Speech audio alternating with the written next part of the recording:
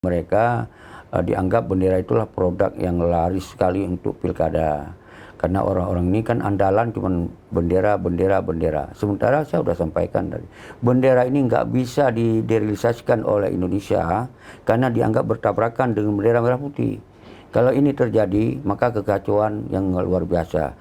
Padahal posisi GAM di bawah Muzakir Manap dan Malik Mamun sudah nyata-nyata menyerah. Dia dengan mengganti KPA Komite Peralihan Aceh, ini udah jelas bahwa GAM ini nggak lagi berfungsi untuk memperjuangkan bendera ini sebagai bendera kedaulatan. Tapi oleh rakyat ketika bendera ini dikibarkan, bahwa jadi bendera provinsi, sebagai simbol provinsi, juga rakyat nggak menerima nanti.